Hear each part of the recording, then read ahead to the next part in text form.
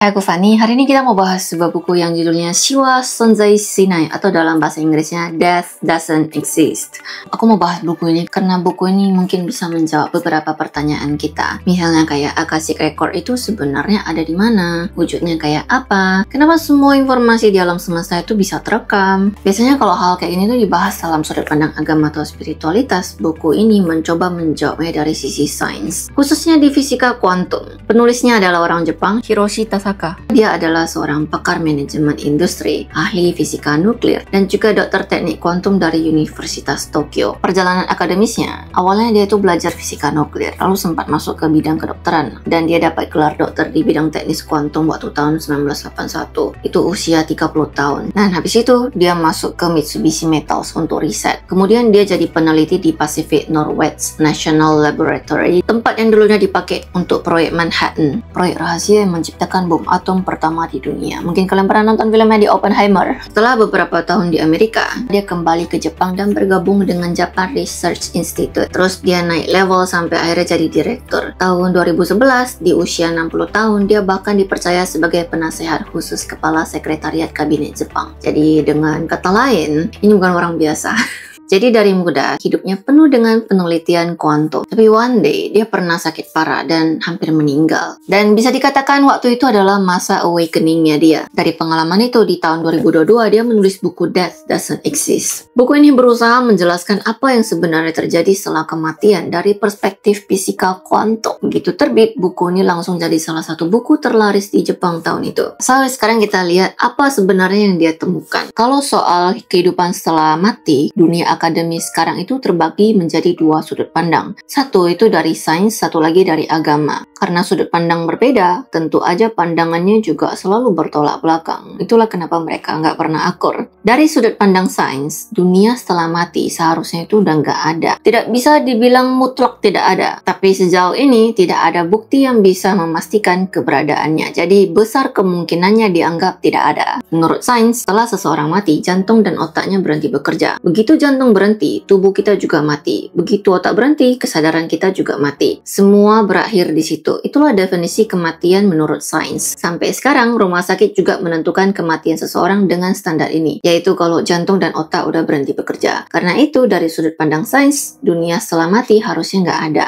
Kalau ternyata ada, maka kematian itu sendiri jadi susah untuk didefinisikan. Dari sudut pandang agama, keyakinan sejak dulu adalah ada kehidupan setelah kematian. Orang yang meninggal akan masuk surga, neraka, atau masuk ke dalam siklus reinkarnasi. Bahkan peradaban di Mesir kuno juga udah punya kitab orang mati, kayak panduan untuk menghadapi kehidupan setelah kematian. Kalau mau bahas bilangin, nanti aku bikin satu episode untuk bahas. Justru karena sebagian besar manusia dalam hati kecilnya percaya ada sesuatu setelah kematian, makanya kita masih melakukan tradisi kayak ziarah kubur, ya kan? Bahkan orang yang nggak beragama sekalipun, atau seorang ilmuwan yang sangat materialistis, tetap melakukan ziarah kubur. Itu bukti bahwa dalam diri kita memang ada keyakinan dikit bahwa setelah kematian, maybe masih ada sesuatu. Perbedaan terbesar antara sains dan agama sebenarnya terletak di bagaimana mereka melihat kesadaran. Sains bilang kesadaran tidak bisa ada tanpa tubuh. Jadi begitu tubuh mati, kesadaran juga mati. Tapi agama percaya bahwa kesadaran bisa lepas dari tubuh. Artinya, walau tubuh sudah mati, kesadaran tetap bisa eksis. Jadi inti perbedaan mereka adalah apakah kesadaran bisa hidup terpisah dari tubuh atau tidak. Selain sains dan agama, belakangan ada muncul pandangan lain yang dianggap lebih meyakinkan. Pandangan ini tidak memberi penjelasan, cuma menyebutkan fenomena yang terjadi, dan banyak yang merasa ini lebih masuk akal. Ini yang disebut dengan kelompok orang yang pernah mendekati kematian atau mati suri. Sampai sekarang di dunia medis itu udah banyak ditemukan kasus pengalaman mendekati kematian. Misalnya kayak ada yang merasa dirinya keluar dari tubuh, melayang di udara, ngelihat dokter lagi operasi belah tubuhnya, ada yang melihat cahaya, ada yang melihat padang bunga, ada yang melihat sungai kematian, ada yang bertemu dengan keluarga yang sudah meninggal, bahkan ada yang melihat sejarah seluruh alam semesta. Sekilas hal ini terdengar kayak mendukung penjelasan agama, tapi yang dilihat setiap orang berbeda-beda. Bisa jadi itu dipengaruhi oleh keyakinan atau agama masing-masing. Jadi kayak halusinasi, tapi tidak semua kasus bisa dijelaskan dengan halusinasi. Misalnya, ada dokter saraf yang pernah mengalami pengalaman ini. Dalam kejadian itu, dia bertemu dengan seseorang yang ternyata adalah saudaranya. Padahal sebelumnya dia nggak tahu kalau dia punya saudara itu.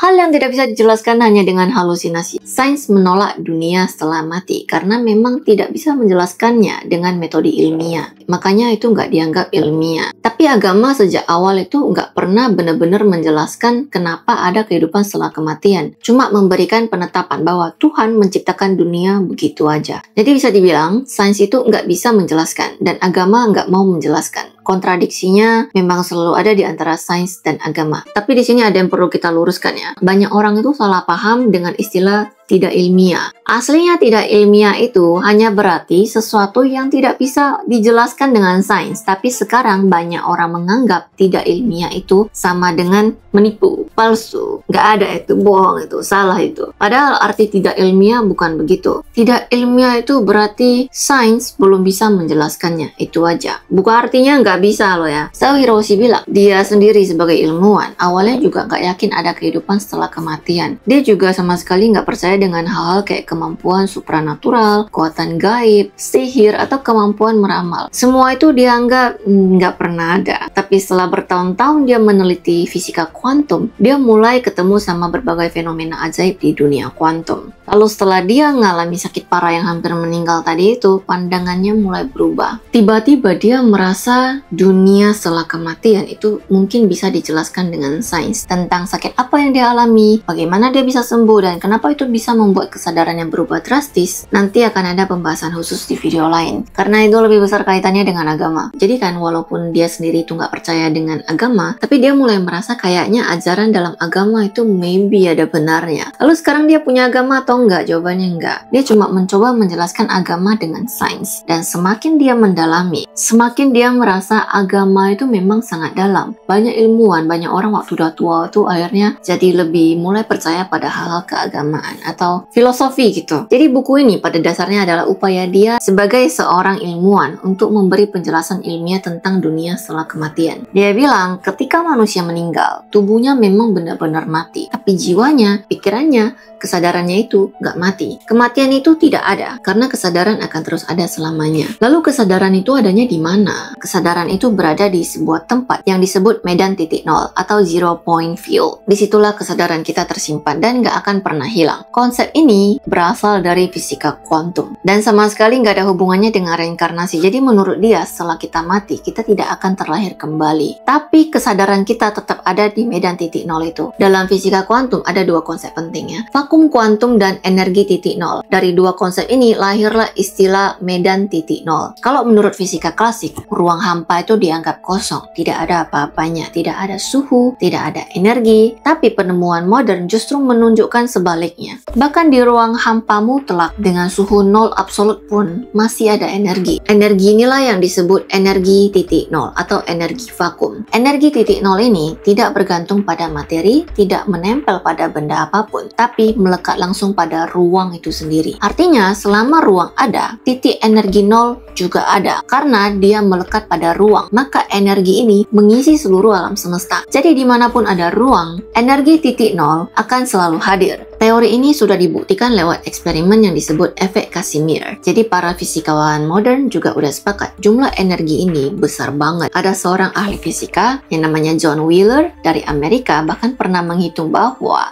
dalam 1 cm kubik ruang kosong aja, energi titik nolnya itu udah luar biasa besar banget. Energi vakum yang terkandung di dalam alam semesta ini bisa jadi jauh lebih besar daripada semua energi yang bisa kita amati. Karena apa yang kita lihat selama ini di alam semesta hanyalah materi, cahaya, dan energi yang bisa dihitung dengan alat kita. Ingat, alat kita terbatas ya. Tapi ternyata dalam 1 cm kubik ruang kosong aja, energinya itu lebih besar daripada seluruh energi alam semesta yang terlihat. Richard Feynman, dia fisikawan Amerika yang juga ikut dalam proyek Manhattan, pernah mencoba menghitung hal ini. Hasilnya, ruang hampa seukuran dengan bola lampu mengandung energi titik nol yang cukup banyak untuk menguapkan seluruh lautan di bumi. Masih jadi penelitian apakah energi ini bisa digunakan atau enggak, dan memang cukup kontroversial karena menyangkut soal asal mula energi itu sendiri. Ada satu hipotesis yang cukup kuat bilang bahwa energi vakum ini sebenarnya adalah sepasang energi positif dan negatif. Kalau kedua energi ini saling meniadakan, hasilnya jadi terlihat kosong, seolah-olah kayak nggak ada apa-apa, kosong. Padahal keduanya sama-sama sangat kuat. Kalau bisa dipisahkan, maka energinya akan jadi lipat ganda, sangat besar. Jadi bayangin gini ya, kamu satukan kedua tangan kamu, nggak usah dikasih tenaga, diemin aja gini ya. Kalau dikasih tenaga besar pun, kayak misalnya gini, sering tekan, ya tetap diam, ya kan? karena saling ini ya. Ini hukum fisika. Tapi konsepnya beda. Kalau misalnya tangan itu bisa dipisahkan, kekuatannya itu jadi luar biasa besar banget. Nah, kemungkinan energi macam gini berhubungan dengan asal mula alam semesta. Kita percaya bahwa alam semesta itu lahir dari ketiadaan. Apa itu ketiadaan? Yaitu vakum. Kayak nggak ada apa-apa. Tapi bisa jadi sebenarnya ada dua energi besar yang saling menekan di situ. Karena satu alasan tertentu, mereka geser dikit aja. Lalu terjadilah ledakan awal kelahiran alam semesta. Ini yang membership aku pasti tahu ngomong apa. Tapi balik lagi ke konsep dasarnya yang disebut vakum kuantum. Itu sebenarnya adalah ruang hampa. Di dalam ruang hampa itu ternyata ada energi. Nah, energi itulah yang disebut energi titik nol. Dan ketika energi titik nol ini menyatu dan membentuk sistem, lahirlah apa yang disebut medan titik nol. Jadi seluruh alam semesta ini secara literal adalah satu medan titik nol yang sangat besar. Medan itu kayak kondisi aktif yang tersebar di seluruh ruang alam semesta. Dan alam semesta adalah wadahnya. Medan titik nol itu isinya. Jadi ruang di alam semesta itu bukan cuma kosong, dia menyimpan sesuatu. Gak usah terlalu dipaksa untuk mengerti ya, jadi kayak dengerin aja, kayak gak ngerti pun gak apa-apa, nikmati aja. Di dalam medan titik nol ini tersimpan semua informasi alam semesta sejak lahirnya sampai hari ini, bahkan sampai selamanya. Jadi pandangan ini sama dengan apa yang kita sebut dengan Akashic Records. Bedanya Akashic Records itu konsep dari spiritual, tapi medan titik nol ini konsep dari fisika kuantum. Titik awalnya beda, tapi yang dibicarakan itu sebenarnya hal yang sama. Kadang disebut dengan istilah roh agung atau kesadaran agung, karena medan titik nol ini tersebar di seluruh penjuru alam semesta. Berarti semua informasi alam semesta ada di sana. Jadi, Akashic Record itu bukan berada di tepi alam semesta yang paling luar, tapi ada di ruang alam semesta itu sendiri. Ada di sekitar kita, everywhere. Cuma kita nggak bisa merasakannya. Lalu, apakah medan titik nol ini sama dengan dark energi atau energi gelap? Enggak ya, nggak sama. Energi gelap itu energi gelap, medan titik nol itu medan titik nol. Keduanya memang sama-sama memenuhi alam semesta, tapi sifatnya berbeda. Bedanya di, energi titik nol itu udah bisa dideteksi lewat percobaan. Sedangkan energi gelap belum pernah terdeteksi. Masih sebatas teori. Energi gelap itu dipakai untuk menjelaskan kenapa alam semesta terus mengembang dengan cepat. Kenapa galaksi berputar kayak sekarang. Itu bisa dijelaskan dengan energi gelap. Tapi energi titik nol nggak bisa menjelaskan hal itu. Energi titik nol hanya bisa menjelaskan kenapa ruang hampa ternyata masih memiliki energi. Jadi, energi di titik nol itu dipakai untuk menjelaskan hal-hal kecil di dunia kuantum. Tapi energi gelap itu dipakai untuk menjelaskan fenomena besar di alam semesta. Karena itu, semua informasi di alam semesta tersimpan di medan titik nol. Dia juga bilang informasi di medan titik nol itu ada dalam bentuk gelombang. Kalau dia bilang berbentuk gelombang, berarti ada kemungkinan itu sama dengan cahaya. Jadi menurut dia, proses kematian manusia itu kayak gini. Pertama, tubuh fisik mati, ya kan? Setelah tubuh fisik mati, kesadaran diri nggak langsung hilang, tapi masih bertahan bentar. Nah, keadaan inilah yang disebut mendekati kematian. Pengalaman mendekati kematian itu bukan cuma orang yang masih punya sisa napas dan kondisi tubuh yang sangat lemah. Itu belum bisa disebut pengalaman mendekati kematian, itu cuma disebut koma. Yang disebut mendekati kematian adalah orang yang tubuhnya benar-benar udah dinyatakan mati. Nggak ada lagi tanda-tanda kehidupan, jantung udah berhenti, bahkan ada yang udah berhenti selama beberapa jam. Lalu entah kayak mana, tiba-tiba hidup lagi ya. Jadi sebenarnya istilah yang lebih tepat adalah pengalaman kematian. Jadi dalam pengalaman kematian ini, kesadaran masih ada, cuma tubuh udah nggak bisa dikendalikan. Jadi orang di sekitar udah nganggap dia itu udah mati. Padahal kesadarannya masih ada. Jadi kalau kita perhatikan, banyak pengalaman ini punya pola yang mirip. Misalnya kayak melihat cahaya terang, lalu kesadaran bergerak ke arah cahaya itu. Kayak yang tadi udah disampaikan, semua informasi di medan titik nol itu ada dalam bentuk gelombang. Atau bisa dibilang dalam bentuk cahaya. Jadi proses masuk ke medan titik nol ini mungkin memang kayak yang sering diceritakan, yaitu berjalan menuju cahaya. Waktu tubuh manusia udah benar-benar mati tapi kesadaran masih ada, waktu itu sama sekali tidak ada lagi emosi negatif. Juga nggak ada rasa cemas, takut, sakit, sedih, marah, atau gelisah. Semuanya hilang. Yang ada cuma ada keadaan damai. Lalu masuk ke dalam kebahagiaan tertinggi. Hampir semua pengalaman mendekati kematian itu juga menggambarkan hal yang sama. Jadi keadaan ini dalam ajaran Buddha disebut nirvana. Nggak peduli bagaimana cara seseorang mati, awalnya memang mungkin terasa sakit atau menderita, tapi itu cuma bentar doang. Begitu tubuh manusia sudah mati, semua penderitaan itu hilang. Lalu orang itu masuk ke nirvana. Dan karena itu dia punya kesimpulan bahwa neraka itu sebenarnya tidak ada. Atau lebih tepatnya, neraka itu bukan sesuatu yang dialami setelah mati, tapi cuma ada ketika manusia masih hidup, atau pada momen menjelang kematian waktu tubuh itu masih punya dikit rasa. Jadi secara logika, memang bisa ditarik kesimpulannya. Dalam pembahasan soal neraka besar dalam dalam ajaran agama Buddha, ini kapan-kapan gua bahas. Ada neraka namanya Avici atau neraka tanpa jeda, ada neraka hidup-hidup, ada neraka penuh siksaan, semuanya menggambarkan penderitaan fisik. Semua agama gambaran nerakanya hampir serupa. Tubuhnya disiksa, ada yang dipaksa memikul besi panas, mendekati gunung, penuh duri, ada yang dilempar ke dalam kuali minyak mendidih, ada yang dikurung di ruangan membara sampai mati kepanasan, terus hidup lagi, terus dibakar lagi, terus mati lagi. Ada juga yang digorok sampai mati, lalu hidup lagi, lalu digorok lagi, terus disiksa ulang. Kayaknya semua agama ngajar gitu. Itu semua adalah gambaran neraka. Aku rasa semua kita udah tahu lah, udah lebih jelas lah ya. Tapi kalau diperhatiin, semuanya selalu soal penderitaan tubuh. Padahal setelah mati, tubuh tidak lagi berfungsi. Kita sudah tidak bisa merasakan penderitaan fisik. Jadi secara teori nih ya, neraka yang berisi siksaan fisik itu tidak mungkin ada setelah mati. Jadi gambaran neraka yang berkaitan dengan penderitaan batin juga sangat jarang. Alasannya karena penderitaan batin berbeda pada tiap orang. Ada yang jiwanya kuat, jadi nggak merasa itu adalah siksaan. Tapi penderitaan fisik itu relatif sama untuk semua orang. Jadi kesimpulannya, gambaran neraka itu sebenarnya lebih banyak diciptakan untuk kebutuhan sosial sebagai alat kontrol. Surga dipakai untuk memberi imbalan supaya orang mau berbuat baik. Neraka dipakai untuk menakut-nakuti supaya orang tidak berbuat jahat. Tujuannya sama, yaitu mengatur perilaku manusia. Jadi siksaan fisik yang sebenarnya digambarkan sebagai neraka itu sebenarnya hanya ketika manusia masih hidup. Dan dari situ bisa kita tarik kesimpulan, mungkin neraka itu justru adanya di dunia manusia. Tapi itu bukan inti dari pembahasan bukunya. Ini tinggal ya, ini tulisan bukunya ya, bukan aku yang bilang ya. Kita hari ini cuma mau membahas soal kematian di dunia kuantum. Bahwa neraka seperti yang dibayangkan banyak agama, kemungkinan itu memang tidak ada. Setidaknya siksaan fisik di neraka itu tak ada. Dan hal ini juga menjelaskan kenapa hampir semua pengalaman mendekati kematian justru penuh dengan rasa bahagia yang luar biasa. Tidak peduli siapapun orangnya, ketika mati, mereka semua merasakan kebahagiaan itu. Lalu, kenapa mereka bisa hidup kembali? Itu bukan karena mereka sendiri yang pengen hidup kembali. Tapi itu terjadi entah begitu aja. Nggak bisa dijelaskan entah kenapa. Kalau ada yang bisa jelasin, tolong jelasin ke aku.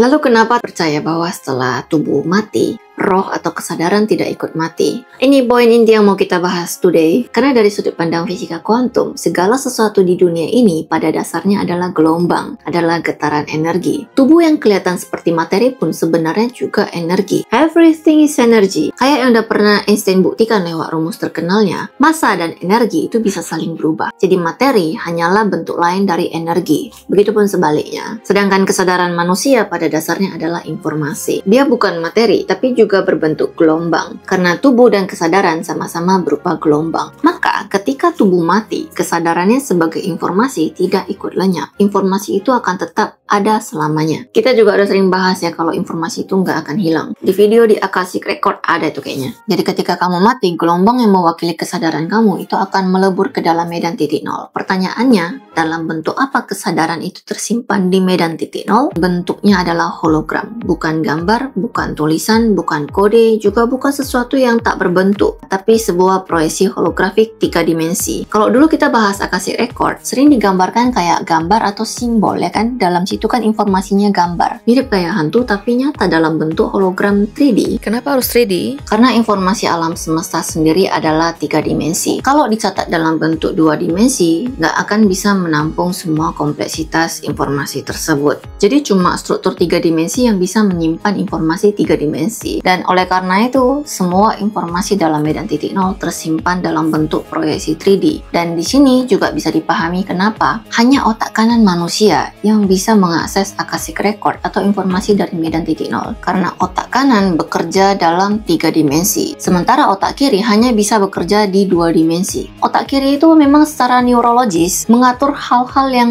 linier, logis, berbasis bahasa, urutan, angka, pemahaman, sebab akibat. Semuanya berlangsung dalam struktur 2 dimensi, alias butuh urutan dan penjelasan untuk bisa dipahami. Tapi otak kanan bekerja dengan bentuk, ruang, imajinasi, intuisi, musik, warna, gambaran, dan perasaan. Semua itu nggak butuh dijelasin dengan kata-kata. Nggak bisa juga dijelasin dengan kata-kata. Dia hadir sebagai keseluruhan dalam ruang 3 dimensi, bahkan lebih. Atau dalam bahasa spiritualnya multisensori, holografik, atau multidimensi. Jadi waktu kita ngomong soal medan titik nol atau Akashic Record yang bentuk informasinya bukan tulisan atau suara tapi gelombang dan proyeksi holografik, ya jelas otak kiri nggak akan ngerti. karena informasinya bukan dalam format yang bisa ditranslate ke dalam bahasa. Mau dijelasin kayak apapun, otak kiri akan terus nanya, mana buktinya?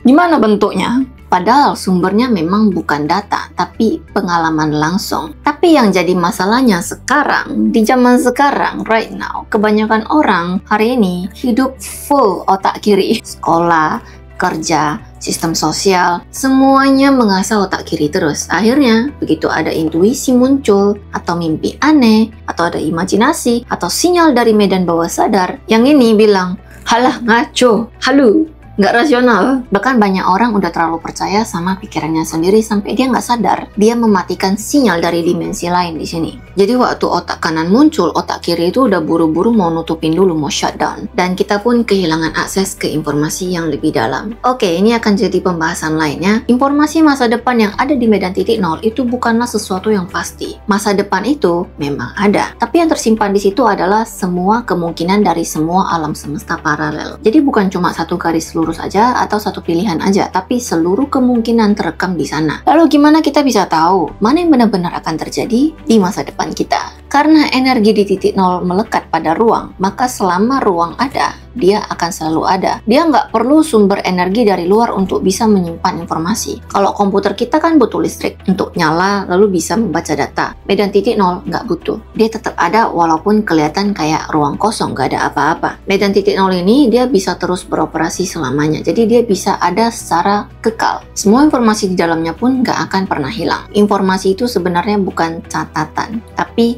ingatan. Bedanya apa? Catatan itu bersifat 2 dimensi, tapi ingatan itu sifatnya 3 dimensi. Jadi dalam medan titik nol itu cuma ada ingatan, bukan catatan. Berdasarkan hipotesis ini, dia juga mencoba menjelaskan fenomena memori kehidupan masa lalu. Jadi menurut dia, di seluruh dunia ada banyak banget anak-anak di usia 2-8 tahun yang mengalami hal ini. Mereka bisa mengingat hal-hal yang seharusnya tidak mungkin mereka tahu. Misalnya kayak pengalaman Perang Dunia Kedua, atau pengalaman kematian seseorang, kayak mana kejadian kecelakaan dia sampai. Dan ingatan itu muncul dalam sudut pandang orang pertama, karena itu biasanya dianggap bukti reinkarnasi. Tapi menurut dia, itu bukan reinkarnasi, tapi anak-anak di usia dini, entah kenapa, dia bisa menyentuh bagian medan titik nol ini, lalu mengambil atau terhubung dengan ingatan orang lain yang tersimpan di situ. Jadi seolah-olah mereka kayak download memori ke otaknya mereka sendiri, lalu bisa mengingatnya dengan perspektif orang pertama. Kenapa bisa begitu? Mungkin karena anak kecil memang lebih dominan pakai otak kanan. Mereka kan full of imagination. Mereka belum benar-benar punya logika, belum bisa bahasa dengan lengkap. Jadi pikirannya itu lewat intuisi. Kemampuan otak kanan itulah yang membuat mereka jadi lebih mudah mengakses informasi dari medan titik nol. Tapi begitu mereka tumbuh dan berusia sekitar 8 tahun, bahasa, logika mulai berkembang, ditambah sama struktur sosial juga ya. Otak kiri jadi lebih dominan. Otak kanan nggak lagi dipakai kayak sebelumnya. So, mereka kehilangan kemampuan itu. Jadi, memori yang dulu mereka bisa akses, hilang gitu aja. Bahkan ada beberapa orang dengan gangguan jiwa tertentu, dari luar itu kelihatan kayak orang yang tidak masuk akal, tidak logis, bahkan gila. Tapi bisa jadi itu justru bentuk lain dari kemampuan untuk mengakses informasi medan titik nol. Jadi apa yang bagi kita kelihatan kayak kegilaan, gak waras, bisa jadi sebenarnya adalah sebuah kapasitas yang luar biasa. Intinya, anak kecil yang hanya mengandalkan intuisi dan otak kanan punya kemampuan kuat untuk menyambung ke medan titik nol ini. Karena itu, mereka jadi lebih mudah mengakses ingatan semesta, mirip dengan Akashic Record. Lalu dia juga menambahkannya, setelah seseorang meninggal, dia bisa bertemu kembali dengan kerabat yang sudah meninggal mungkin udah jauh lebih lama dari dia, bahkan bisa ketemu lagi dengan hewan peliharaan yang udah mati. Semua orang pada dasarnya adalah proyeksi 3D. Dari sini bisa dijelaskan kenapa seorang medium hanya bisa berkomunikasi dengan orang yang sudah meninggal, bukan dengan orang yang masih hidup. Kenapa? Karena informasi orang yang masih hidup tidak tersimpan di Akashic Record, tidak ada di medan titik nol. Yang ada hanyalah informasi orang yang sudah tidak ada. Jadi sang medium hanya bisa terhubung dengan mereka. Selama dia bisa menyambung ke medan titik nol, dia bisa menyambung dengan kesadaran orang yang sudah tidak ada. Tapi ini bukan berarti medan titik nol nggak punya informasi masa depan. Informasi masa depan tetap ada. Cuma bedanya informasi tentang masa depan itu kan bukan dari sudut pandang orang pertama. Kalau informasi masa lalu itu bisa berupa sudut pandang orang pertama, karena itu adalah memori seseorang yang udah tidak ada. Sedangkan masa depan itu belum terjadi. Tidak ada memori orang pertama di sana. Informasi masa depan itu sifatnya objektif, sementara masa lalu banyak yang subjektif karena berasal dari ingatan manusia. Jadi even you bisa melihat masa depan, kamu nggak benar-benar bisa berkomunikasi dengan orang-orang dari masa depan. Itu mustahil ya. Nah, pertanyaan berikutnya adalah bagaimana cara melihat isi medan titik nol ini? Kayak para peramal atau orang yang bisa menembus Akashic Record. Dulu kan kita pernah bahas Akashic Record ya kan? Ada dua cara, yaitu pertama, ada orang yang memang terlahir dengan kemampuan itu. Kedua, bisa diakses lewat mimpi, meditasi. Sebenarnya kuncinya ada di hukum Sydney. Inti hukum ini adalah manusia dalam kondisi tertentu paling mudah percaya. Dalam mimpi, meditasi, atau hipnosis, hampir semua orang tidak akan meragukan apapun. Dalam kondisi itu, hukum Sydney sebenarnya bukan masa depan yang pasti, tapi salah satu kemungkinan masa depan yang ada di medan titik nol. Karena di medan itu, semua kemungkinan masa depan ada. Yang mana yang akan jadi kenyataan, itu tergantung sama hukum Sydney. Menarik kemungkinan yang mana. Jadi, masa depan sebenarnya bisa dikendalikan lewat hukum Sydney. Dan apa yang disebut mewujudkan keinginan, membuat mimpi jadi nyata, sebenarnya adalah proses hukum Sydney menarik satu kemungkinan masa depan ke dalam kenyataan kita ini. Bagi orang lain, ini kayak keberuntungan. Padahal dasarnya adalah kemampuan menghubungkan diri sendiri ke Akashic Record. Kalau kamu bisa mengakses Akashic Record dan kamu pandai menggunakan hukum Sydney, maka mimpi kamu bisa diwujudkan menjadi nyata dengan sangat cepat. Dulu ini kayaknya di video kuantum fisik aku pernah bahas juga ya. Tiap kali kamu beli lotre, akan tercipta banyak kemungkinan di alam semesta. Bagaimana supaya kamu bisa masuk ke semesta yang menang undian itu? Caranya ya dengan menyambung ke Akashic Record, lalu menggunakan hukum Sydney untuk menarik semesta itu. Dia bilang sebenarnya di dunia ini kan, gak ada yang namanya orang jenius bawaan atau kepintaran alami. Jadi tokoh-tokoh besar kayak Steve Jobs, Einstein, Nikola Tesla, menurutnya mereka tuh bukan pinter karena otak mereka memang lebih besar atau lebih pintar dari orang lain, tapi karena mereka punya kemampuan untuk mengakses medan titik nol ini. Ini kan kayak apa yang dibilang sama Tesla dulu ya, kalau otak manusia itu sebenarnya hanya penerima informasi. So, dengan kata lain, mereka lebih punya kepekaan batin, lebih punya spiritualitas mungkin. Jadi kesimpulannya, kalau kamu belajar cara menyambung ke Akashic Record dan paham cara menggunakan hukum Sydney, sejak saat itu juga kamu bisa menjadi jenius. Tiba-tiba pula nanti kamu dapat penghargaan Nobel ya. Dan kabar baiknya adalah semua orang bisa. Kalau soal bakat fisik, mungkin nggak terlalu terkait dengan Akashic Record ya. Tapi kalau soal kecerdasan, informasi, menurut penulis buku ini, hubungannya mutlak ya. Inspirasi atau kreativitas itu sebenarnya bukan soal seseorang pintar atau berbakat, karena sama sekali tidak ada hubungannya dengan seberapa cerdas orang itu. Semuanya bergantung pada siapa yang bisa tersambung ke Akashic Record. Jadi inspirasi itu bukan berasal dari otak manusia, tapi dari medan titik nol. Jadi itulah kenapa banyak orang melakukan berbagai cara aneh untuk mencari inspirasi. Tujuannya cuma satu, yaitu membuat otak kanan mereka bisa masuk keadaan yang memungkinkan untuk menangkap informasi dari medan titik nol. Rasanya mirip kayak mimpi, membuka kemungkinan yang lebih besar. Lalu pakai hukum Sydney untuk memperbaiki hidup kita. Di bagian akhir, penulis juga mengingatkan bahwa ini masih sebatas hipotesis. Apa itu hipotesis? Yaitu sebuah dugaan ilmiah yang belum punya bukti, tapi secara logika sains masuk akal. Jadi bisa disebut hipotesis. Banyak teori sains itu juga dimulai dari sebuah hipotesis yang kemudian diuji. Jadi soal apakah setelah mati kita benar-benar masuk ke medan titik nol, itu masih harus menunggu pembuktian dari masa depan. Kalau suatu saat terbukti, maka dia bisa diterima sebagai ilmu sains. Kalau ada orang yang masih hidup dan bisa benar-benar tersambung dengan tepat ke situ, lalu bisa menjawab semua hal, tahu peristiwa masa lalu maupun sekarang tanpa salah, itu sebenarnya udah bisa menjadi bukti. Tapi sayangnya sampai sekarang belum ada orang yang bisa connect secara stabil, belum bisa membuktikannya juga secara akurat, secara sains juga. Karena memang sulit banget ya. Tapi mungkin justru hewan lebih bisa melakukannya. Karena mereka itu lebih dominan pakai otak kanan. Mereka juga nggak pakai logika kayak manusia. Mereka juga tidak bisa berbahasa kayak manusia. Kalau mereka bisa berbahasa, maka otak kiri akan berkembang dan otak kanan mungkin jadi nggak sekuat itu lagi. Jadi memang rumit banget ya. Dan memang ada batasan. Karena informasi dari situ memang sulit diungkapkan dengan bahasa. Cara yang mungkin adalah dengan melihat langsung gambarannya. Kayak proyeksi yang bisa ditangkap sama otak. Kalau itu bisa terjadi dan apa yang terlihat benar-benar nyata, maka keberadaan soal Akashic Record dan medan titik nol pun itu bisa dibuktikan. Oke, sampai situ dulu pembahasan kita hari ini. Gimana menurut kalian?